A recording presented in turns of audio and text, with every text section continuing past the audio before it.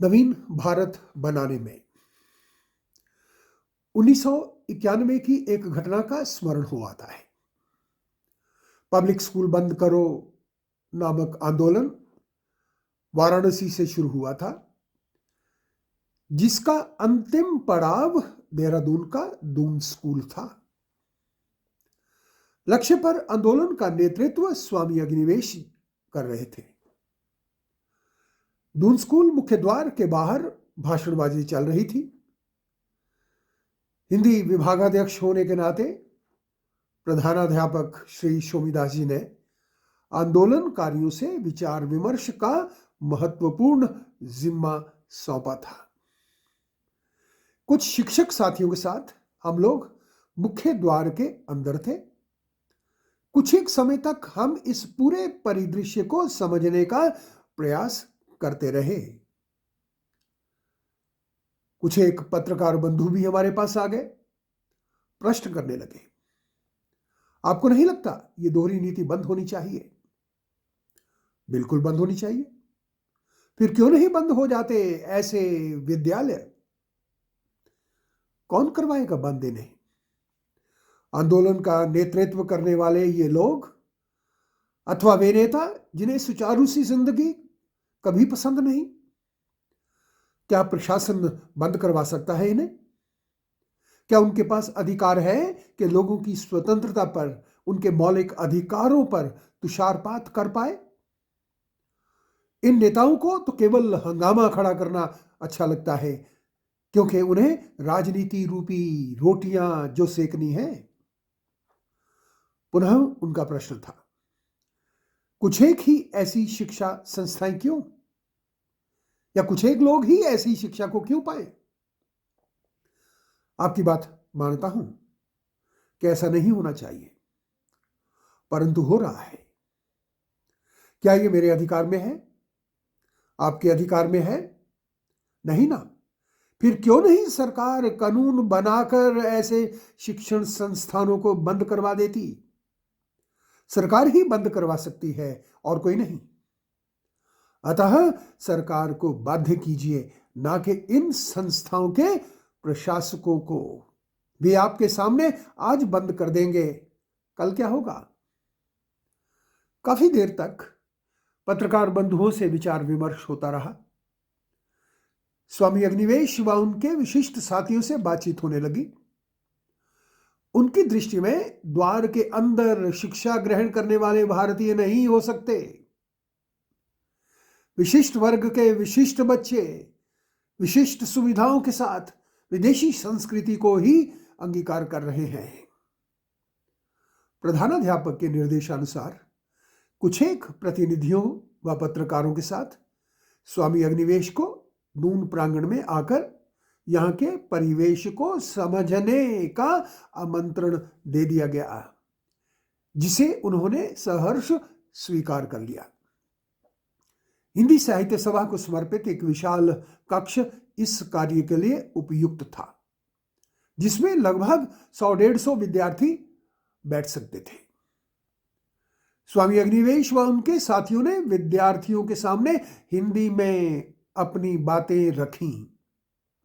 अंदर आए अतिथि आश्चर्यचकित, क्योंकि उनकी आशाओं आकांक्षाओं के विपरीत दून विद्यार्थी धारा प्रवाह हिंदी में बोल रहे थे, उनके प्रश्नों के उत्तर दे रहे थे। एकाध घंटे के विचार विनिमय के उपरांत दोपहर के भोजन का समय हो गया। सभी पत्रकार बंधुओं के साथ साथ अतिथियों को भी भोजनालय चलने के लिए प्रार्थना की। पत्रकारों के कैमरे धड़ाधड़ चल रहे थे। दून प्रांगण में अलग अलग गतिविधियों के प्रत्यक्षदर्शी बनने का उन्हें अद्भुत सौभाग्य जो मिल रहा था। हमने साथ आए अतिथियों से प्रार्थना की कि वे भी हमारे साथ भोजन ग्रहण करें, जिसे उन्होंने अस्वीकार कर दिया। संभवतः इसका यही कारण रहा होगा कि कहीं पत्रकार बंधु दून स्कूल में भोजन ग्रहण करते हुए उनका कोई चित्र प्रकाशित ना कर दें। यदि हो गया तो क्या अर्थ लिया जाएगा? तभी स्वामी जी ने प्रश्न किया, मेजों के आसपास कुछ एक विद्यार्थी क्यों खड़े हैं? स्वामी जी, यहां का एक विशिष्ट सिस्टम है कि रोटेशन में विद्यार्थी ही खाना परोसते हैं। परोसने वाले विद्यार्थी सबसे बाद में खाते हैं। स्वयं भोजन करने से पहले उनका कर्तव्य है कि खाने के बर्तन इकट्ठे करके वॉश बेसिन तक पहुंचा दें। विद्यार्थी के लिए यहां हर कदम पर सीखना प्रमुख है। दूसरों के लिए कुछ करने की भावना प्रमुख है। यहां सुबह से शाम तक दून विद्यार्थी इसी कार्यनिष्ठा में जीता है।